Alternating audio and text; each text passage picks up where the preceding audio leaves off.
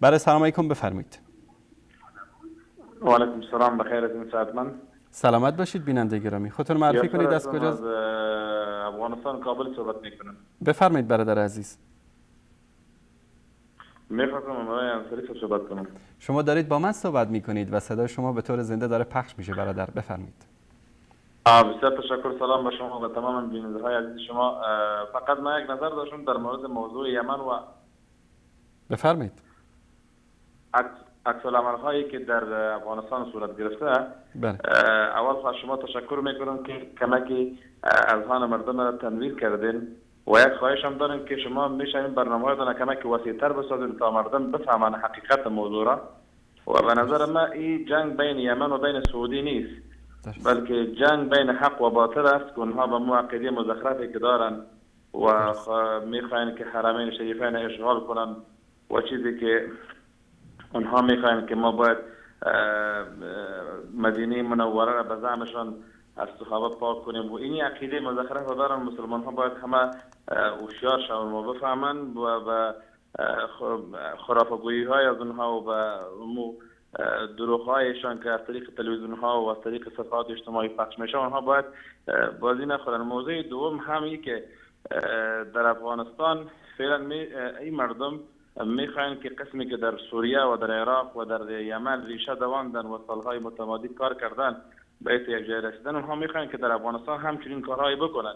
در افغانستان هم مردم عوام و هم علما باید کمک هوشیار شوند و از حال دست به کار شوند و مردم از ذهنشان را تنویر بکنن تا اینکه اونها را خوبتر بشناسن و از هر جایی که اونها سر بالا میکنن مردم باید اونها جواب رد بده. وظیفه علما در مساجد در خطابهای جمعه و وظیفه مسلمان هایی است که در رسانه ها کار میکنن و من خواهش باز از شما میکنم که برنامه‌تان وسیع‌تر بسازید تا مردم بفهمن و اینها را خوبتر بشناسن و از برنامه‌هایشان خبر شوند و چطور میتونه که مردم از گزند از اینها در امان باشه ان شاء الله. تشکر از شما برادر عزیز. الله متعالستون کنه. خدا نگهدارتون. همونطوری که این برادر عزیزمون فرمودند، هدف یمن نیست، هدف حرمین شریفین است.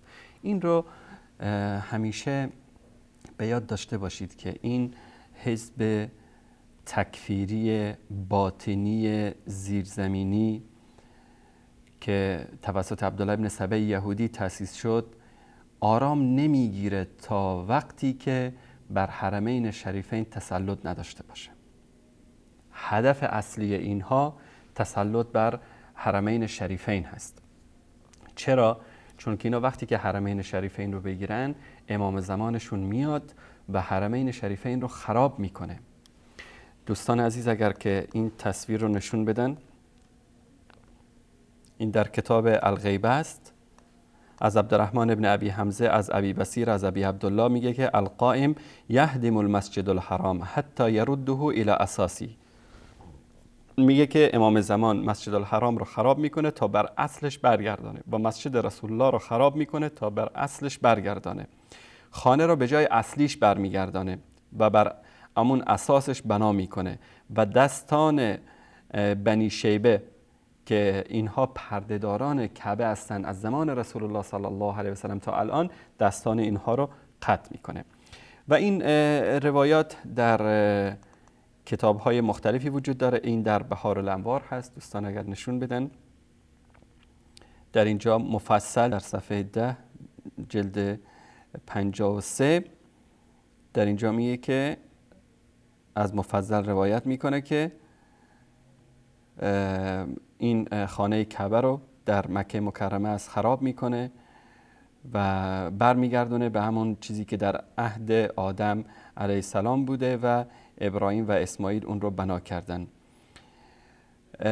در اینجا این رو به یاد داشته باشید، چون ما الان که این روایات رو ما یک موقعی پخش کردیم گفتن که بله در اون روایات اومده که کعبه رو به اساسش برمیگردن، یعنی کعبه رو همون طوری که اصلش بوده در زمان تأسیس کعبه بر اون اساس برمیگردن، اما واقعا چیز دیگری است. فقط این روایت رو داشته باشید. من اون روایت رو در آخر براتون میخونم که امام زمان که میاد، مهدی که میاد، دار ملکش کوفه است، پایتختش کوفه است، مجلس حکمش کوفه است، مسجدش در کوفه است، بیت المالش در کوفه است، مقسم غنائمش در کوفه در مسجد سهله است و خلوت‌هاش و زکواتش و همه چیزش در کجاست؟ در مسجد کوفه است. حالا با مسجد کوفه ما حکایت‌ها داریم انشالله که امام زمان که میاد چی کار میکنه. در این صفحه هم دوستان عزیز اگر نشون بدن، در این جلد 51 در امام زمان مسجدی در کوفه درست میکنه که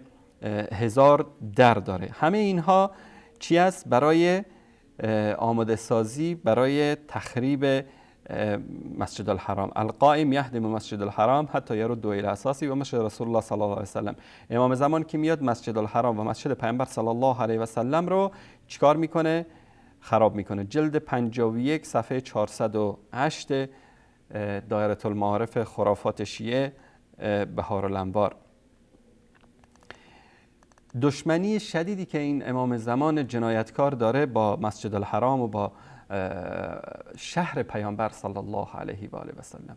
در حدیثی رسول مبارک میفرمایند که محبت انصار از ایمان است.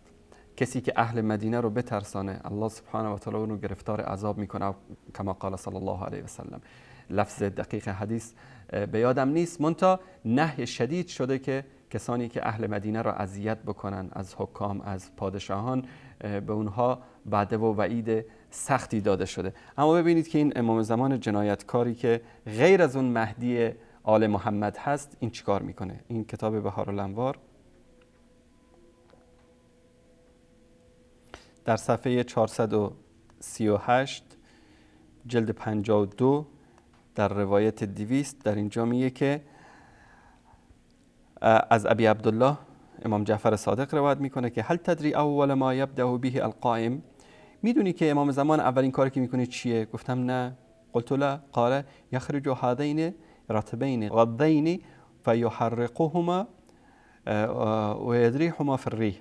میگه این دو نفر یعنی ابوبکر و عمر رو از کنار پیامبر بیرون میکنه، نبش قبر میکنه، این امام زمان کفن کش اینا، بعد اینها رو آتیش میزنه و یکسر المسجد، مسجد پیامبر رو میشکنه، مسجد پیامبر رو به شهادت میرسونه. این رسول الله صلی الله علیه و آله قال عریش که عریش موسی علیه السلام و ذکر ان مقدم مسجد رسول الله کان طینا و جانب و جرید النخل. میگه همون طوری که مثل زمان پیامبر صلی الله علیه و آله یک چوبای درخت خرما بود جلوی مسجد برای 30-40 نفر که درست کرده بودن، به همون حالت برمیگردونه. و در روایت 201 وقتی که امام زمان وارد مدینه میشه، اینم از امام جعفر صادق به دروغ روایت میکنن، وقتی که وارد مدینه میشه در اینجا چیکار میکنه؟ اولین کاری که انجام میده یکسر الحائط التی علی قبر، بعد اینجا دیوار قبر پیامبر رو خراب میکنه، میشکنه، بعد باد شدیدی میوزه، رعد و برق میشه. بعد از این مردم میگن که این به خاطر کرامات اصحاب پیامبر صلی الله علیه و آله. بعد کلنگو میگیره، فیأخذ المعول بیده فیکون اول من یضرب بالمعول ثم یرجع الیه اصحابی فاذا رأوا یضرب المعول بیده فیکون ذلك اليوم فضل بعضهم على بعض بقدر سبقهم الیه. و اصحابش هم کلنگا رو میگیرن و خلاصه میافتن به جان قبر اصحاب پیامبر. فیهدمون الحائط ثم یخرجهما غضین رطبین فیلعنهما و یتبرأ منهما ويصليهما ثم ينزلهما و یحرقهما ثم یدریهما فی الریح. این دو نفر ابوبکر و عمر از کنار پیامبر در میاره، تنشون تازه است، جسدشون تازه است، اونا رو لعنت میکنه، اعلان براءت میکنه، اونا رو به صلیب میکشه، بعد به آتش میکشه، بعد خاکستر اینها رو هم به باد میده. در روایت 204 در همین صفحه در تاریخ امام اثنا عشر صفحه 439 در اینجا میگه که یقتل القائم علیه السلام من اهل المدینه حتی ینتهی الى الاجفر و یصیبهم مجاعة شدیدة قال فیذجون وقد نبتت لهم ثمرة یأکلون منها و یتزودون منها و هو قول الله تعالی و آیة لهم الارض المیتة.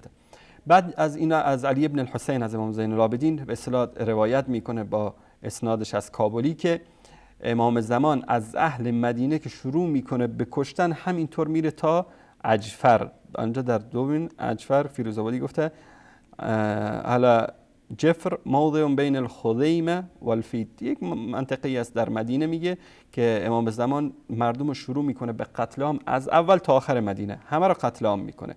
بعد گرسنگی شدیدی در اینجا رخ میده. بعد خب طبعا وقتی که اهل مدینه رو همه رو قتل عام بکنه دیگه نه نانوا میمونه، نه آشپز میمونه، نه کسی میمونه که برای اونها غذا بپزه. بعد خداوند برای اینها میوه رو در اونجا میسر میکنه. یعنی سبحان الله، این انسان، این امام زمان اینها برای چی میاد؟ برای کینه، برای عداوت، برای آدمکشی، برای قتل عام. حالا بیایید که این روایت رو خدمتتون نشون بدم دوستان عزیز. این کتاب الوافی است، کتاب الحج و العمره و زیاراتش، جلد 8 بخش 3. در این کتاب، اینم که در ایران چاپ شده، در قم مقدسهشون، در اینجا روایت 14502.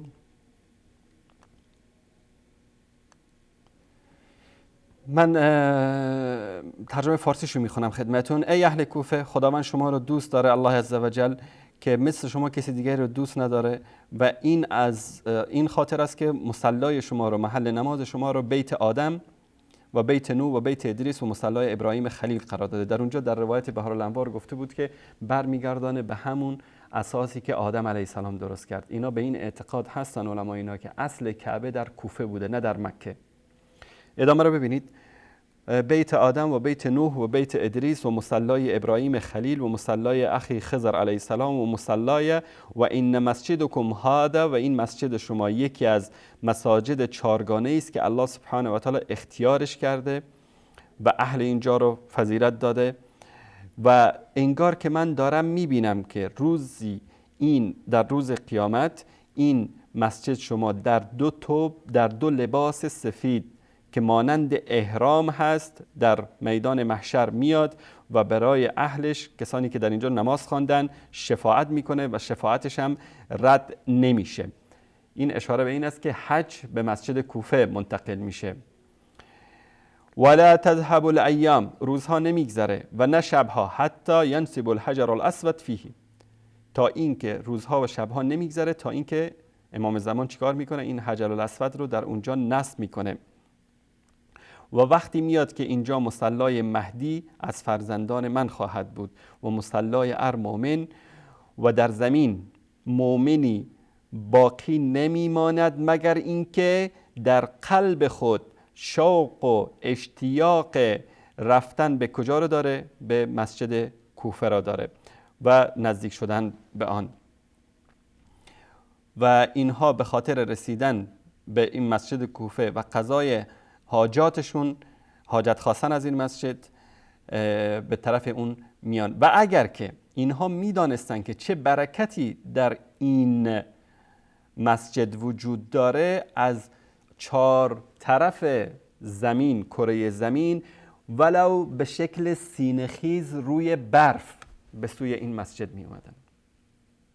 پس هدف اصلی مسجد الحرام است، تخریب مسجد الحرام است، خراب کردن خانه خدا هست، خراب کردن مسجد رسول الله صلی الله علیه و آله و سلم است. این امام زمان جنایتکاری که در آخر زمان میاد و این جنایت ها رو انجام میده. و دشمنی که اینها دارن، شما دوستان عزیز در این روزها دیدید که به بهانه بی‌حرمتی یا تجاوز به این 2 جوان چه توهین ها و اهانت هایی رو که به عرب ها نکردن. اینم برمیگرده به اصل اعتقادات مذهبی که در این دین رافضه‌گری وجود داره. این بهارالانوار هست در اینجا در صفحه 409. وقتی که امام زمان میاد داخل کوفه میشه و در اونجا 4 تا مسجد رو خراب میکنه و در راه هرچه مسجدی رو که میبینه خراب میکنه. یعنی دشمنی عجیبی داره این شخص با مساجد. بعد از اون چیکار میکنه؟ و عرب ها رو خلاصه زنده میکنه. اینجا ببینید عربایی که مردن اونا رو زنده میکنه، قتل عام میکنه. همونایی که زنده هستن که اونا رو قتل عام میکنه. در اینجا چی میگه؟ اتق العرب فإن لهم خبر السوء اما انه لم یخرج مع القائم منهم واحدا. یک نفر عربم با امام زمان خارج نمیشه. همه کسانی که با امام زمان خارج میشن به اصطلاح فارس ها هستن و ایرانی ها هستن. این یک نوع به اصطلاح همون کینه های داخلی مجوسیگری که در بین آخوندا هست، همون رو دارن برای مردم نشون میدن. نمونهش هم اینه، در بهار الانوار دوستان نشون بدن. این بهار الانوار از مجلسیشون در جلد 41